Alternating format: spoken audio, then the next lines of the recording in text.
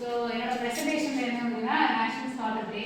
So எல்லாத்துக்கும் idea இருக்கா national startup day என்னைக்கு செலிப்ரேட் பண்ணுறாங்க? So we are freshers idea யாருக்கும் இருக்கிறது.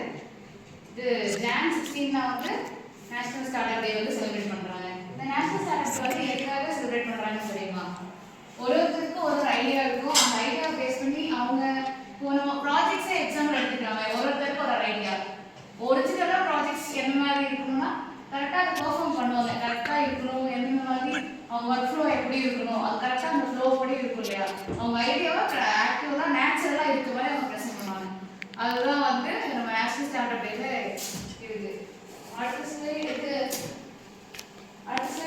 இதான் நேஷனல் ஸ்டார்ட்அப் டேனா என்ன, அதில் வந்து இருக்கிறதா முக்கியமாக ஆண்டர்பிரனர்ஸ்க்கு அவங்கள செலிப்ரேட் பண்ணுற மாதிரி அவங்களோட ஐடியா என்ன, அவங்க இன்னோவேட்டிவ் சொல்லி ஒவ்வொருத்தர் ஒரு ஐடியா வந்து வச்சுருப்பாங்க. ஸோ அந்த ஐடியாவுக்கு ஏற்ற மாதிரி அவங்க கரெக்டாக அவங்க ஐடியாவும் அவங்க பண்ணுற அந்த ரியல் வேர்ல்ட் ப்ராடக்ட்டும் கரெக்டாக இருக்கா, அவங்க கொண்டு வர ப்ராடக்ட் வந்து யூஸபிளாக இருக்கா, யாராவது நம்ம அதாவது பீப்புள்ஸ்க்கு யாராவது யூஸபிளாக இருக்கா, அதெல்லாம் எல்லாரும் ப்ராஜெக்ட் செய்யலாம். ஒரு ப்ராஜெக்ட் இருக்குது, அது வந்து கரெக்டாக ரியல் வேர்ல்டுக்கு அப்ளிகபிளாக இருக்கும் அந்த ப்ராஜெக்ட். ஸோ அதுதான் வந்து மெயினாக சொல்கிறது. அடுத்து பார்த்தோம்னா இது கவர்மெண்ட்ஸ் என்னென்ன பண்ணாங்க, அவங்க வந்து சப்போர்ட் பண்ணுவாங்க. கவர்மெண்ட் பார்த்தீங்க அப்படின்னா இப்போ ஃபண்ட் மூலியமா இல்லை வேற ஏதாவது கூட நம்ம ஹெல்ப் பண்ணலாம். ஃபண்ட்ஸ்லாம் நிறைய இருக்குல்ல, அந்த ஃபண்ட்ஸ் மூலியமா வந்து நம்ம ப்ராஜெக்ட் டெவலப் பண்ணுறது கவர்மெண்ட்லேயே கொண்டு போய் எங்கள் ப்ராஜெக்ட் இது அப்படின்னு நம்ம கொடுத்தோம் அப்படின்னா அவங்க வந்து ஃபண்ட்ஸ் மூலம் நமக்கு ஹெல்ப் பண்ணலாம். ஸோ அது நம்ம வந்து யூஸ்ஃபுல்லாக இருக்கும். ஆஸ் அ மைண்டியராக நமக்கு யூஸ்ஃபுல்லாக இருக்கும் ஒரிஜினல் ப்ராஜெக்ட்ஸாக இருந்ததுதான். அடுத்தது என்ன மாதிரி ஃபண்ட்ஸ்லாம் இருக்குன்னா 50% இருக்குன்னா அந்த 50% அவங்க வந்து ஃபுல்லாக கொடுப்பாங்க. இல்லை ஒரு 25% நம்ம போடுற மாதிரி இருக்கும், ஒரு 50% நம்ம போடுற மாதிரி இருக்கும். பேலன்ஸ் வந்து நம்மளோட அப்ரோச் வந்து அவங்களுக்கு பிடிச்சிருந்ததுன்னா அவங்க வந்து அக்செப்ட் பண்ணி அதுக்கான சில என்னென்ன ப்ராசஸாக இருக்கட்டும் இல்லை எந்த மாதிரி அவங்க கரெக்டாக ப்ராடக்ட் பண்ணி தரதா இருக்கட்டும் நமக்கு ஈஸியாக அவங்க பண்ணிக்கிற மாதிரி இருக்கும்.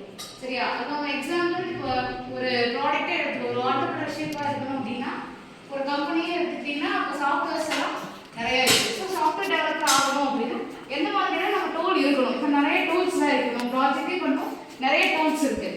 ஸோ அஸ் சாஃப்ட்வேர் டெவலப்பர் நம்ம புதுசாக ஒரு சாஃப்ட்வேர் நம்ம கிரியேட் பண்ணும்போது நமக்கு அது வந்து எஃபிஷியன்சியாகவும் இருக்கும், அக்யூரஸியாகவும் இருக்கும்.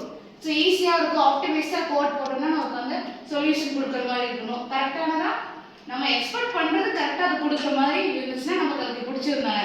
ஸோ கரெக்டான சாஃப்ட்வேர் டெவலப்பராக இருக்கும்போது நம்ம கொடுக்குற டூல் மற்றவங்களுக்கு அப்ளிகபிளாக இருக்கணும். ஆஸ் அ சேல்ஸ் அண்ட் கஸ்டமராக இருந்தாங்கன்னா அவங்களுக்கு சாட்டிஸ்ஃபைடாக இருக்கணும். ஸோ அதுதான் வந்து இந்த நேஷனல் ஸ்டார்ட்அப் டேல ஒரு இன்னோவேட்டராக ஒரு ஆண்டர்பிரனராக நமக்கு வந்து நம்மளோட மெயின் அச்சீவே வந்து கஸ்டமர் சாட்டிஸ்ஃபைடாக இருக்கணும். சரியா? நானும் டிகிஎம்ல படிச்சோம்ல, அதுதான் மேஜரா.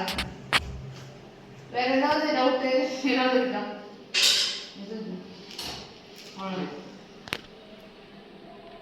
Next slide.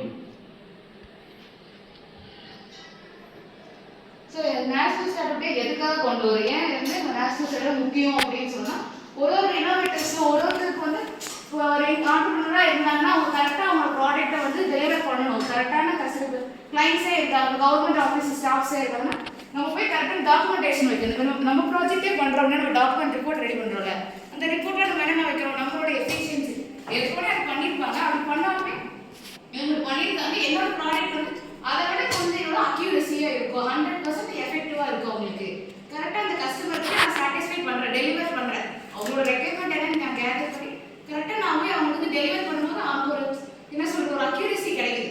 ஸோ இவங்க சொன்னாங்கன்னா இவங்க சொன்னபடி இந்த ப்ராடக்ட் இருக்குது, அந்த ப்ராடக்ட் வந்து கரெக்டாக இவங்களுக்கு இருக்கும்னு சொல்லி அந்த ஒரு நம்பிக்கை இருக்கும். பார்த்தீங்களா?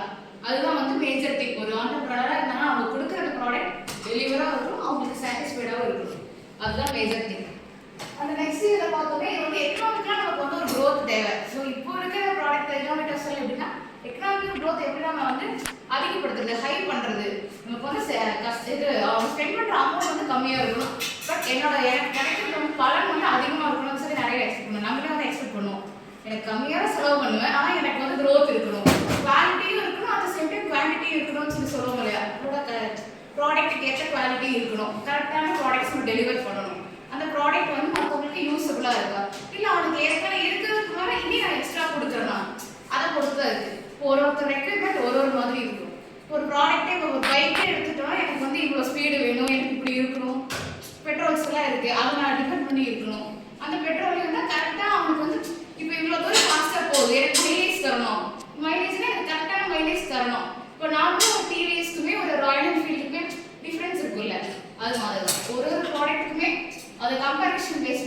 நம்மளோட இன்னோவேட்டர்ஸ் வந்து கொடுக்குற ஐடியா வந்து கரெக்டாக அவங்களுக்கு இருக்கணும். ஸோ நெக்ஸ்ட் வந்து கவர்மெண்ட் என்ன மாதிரிலாம் சொன்ன மாதிரி இப்போ ஃபண்டிங்ஸ்க்கு அவங்க ஹெல்ப் பண்ணலாம். இல்லை டேக்ஸ் இந்த போல வந்து இப்போ ஒரு கம்பெனியை நம்ம ரன் பண்ணுறோம், டேக்ஸ்லாம் நம்ம வந்து கட்டுவோம் இல்லையா? இப்போ இவ்வளோ நான் சம்பாதிக்கிறேன், நான் வந்து 1 லட்சம் சம்பாதிக்கிறேன், 1.5 லட்சம் சம்பாதிக்கிறேன்னா அதுக்கு நான் இப்போ டேக்ஸ் வந்து கட்டணும் 50% அப்படின்னு. இப்போ 1.5 லட்சத்தில் நான் பாதி கட்டுறேன், நான் டேக்ஸாக நான் கொடுக்கணும். ஸோ அந்த டேக்ஸ் வந்து அவங்க என்ன பண்ணுவாங்க, இந்த மாதிரி இப்போ ஆண்டர்பிரனர்ஸ் நிறைய பேர் ஸ்டார்ட் அப்ஸ் கம்பெனிஸ் எல்லாம் இருக்குல்ல, அவங்களுக்கு வந்து அவங்க ஹெல்ப் பண்ணுவாங்க. இந்த நேஷனல் ஸ்டார்ட் அப் ஏரியா ஒரு குரூப் ஆஃப் கம்பெனிஸ் இருந்துச்சுன்னா அவங்க வந்து அவங்களுக்கு ஹெல்ப் பண்ணுவாங்க. நம்ம கட்டுற டேக்ஸ் மூலிமா எங்கேயாவது ஒரு பக்கம் யாராவது ஒருத்தருக்கு ஹெல்ப்ஃபுல்லாக இருக்கும். அதுதான் வந்து இந்த ஸ்கீமில் வந்து மேஜர் திங்கே அதுதான். அண்ட் நெக்ஸ்ட் ஸோ இது மூலிமா நமக்கு என்னன்னா எம்ப்ளாய்கள் நிறைய பேருக்கு வந்து வேலைவாய்ப்பு ஜாஸ்தியாக இருக்குதா. இப்போ ஒருத்தர் ஒரு ஐடியா கொண்டு வரேன், ஐடியா நான் சொல்லிட்டே இருக்கிறது பத்தாது, அதை நான் இம்ப்ளிமெண்ட் பண்ணேன்னா நிறைய பேருக்கு வந்து எப்படின்னா ஒரு எம்ப்ளாய்க்கு ஒரு வேலை கிடைக்குது இல்லையா. ஒருத்தர் அதனால பல நினைச்சா அப்படிங்கிறதுக்கும் ஒன்றுமே சும்மாவே இருக்கான் அப்படிங்கிறதுக்கும் வித்தியாசம் இருக்கு. ஸோ அதுதான் இந்த மேஜர் திங். இதோட பெனிஃபிட்டே வந்து ஒன்று உருவாக்குனேன் அப்படின்னா நான் முழுசாக பயன்படுத்தணும், இல்லையா நான் அதை செய்யக்கூடாது. அதுதான் மேஜர், சும்மா இருக்கக்கூடாது. சரியா? நெக்ஸ்ட் ஸோ இதில் நான் என்ன மாதிரி சேலஞ்சஸ் ஃபேஸ் பண்ணுறோம் அப்படின்னா, இப்போ நிறைய ட்ரெண்டிங் மார்க்கெட்டிங்லேயே பார்த்தீங்கன்னா ட்ரேட் மார்க்கெட்டில் பார்த்தோம் நிறைய ப்ராடக்ட் வருது. நிறைய ப்ராடக்ட்டுக்கு நம்ம கம்பேரிசன் ஆகும். இப்போ ஒரு ப்ராடக்டோட ரேஸ் வந்து ஹையாக இருக்கும், இப்போ இந்த ப்ராடக்டோட ரேஸ் வந்து கம்மி. அப்படி கம்மியாக இருக்கும்போது நம்ம என்ன பண்ண முடியும்? சார் நமக்கு வந்து லாஸ் நிறைய ஏற்படும். இப்போ ஒரு கம்பெனியே இருந்தால் 2 கம்பெனி இருக்குது, 2 பேர் சாஃப்ட்வேர் கம்பெனி தான், 2 பேர் ப்ராடக்ட் சேல் பண்ணுறோம். ஸோ அந்த ப்ராடக்ட் சேல் பண்ணும்போது ஒன்று ஹையானாலும் ஒன்று வந்து லாஸ் ஆகும். ஸோ அந்த நம்ம லாஸையுமே வந்து நம்ம பேலன்ஸ் பண்ணிக்கணும். எனக்கு லாஸ் ஒரு பக்கம் எனக்கு லாஸ் ஆனாலும் இன்னொரு பக்கம் நான் எப்படி நான் வந்து என்னோட லாஸ் ஆனது கூட நான் ப்ராஃபிட் எப்படி எக்ஸ்பெக்ட் பண்ணுறது அப்படிங்கிறத தெரிஞ்சுக்கணும். அதுதான் மேஜர் திங். ஸோ இது கன்க்ளூஷன் ஆகும். ஒரு ஸ்டார்ட் இருக்குன்னா புதுசாக ஒரு ஐடியா இருக்குது, அந்த ஐடியா வந்து நான் இம்ப்ளிமெண்ட் பண்ணுறேன்.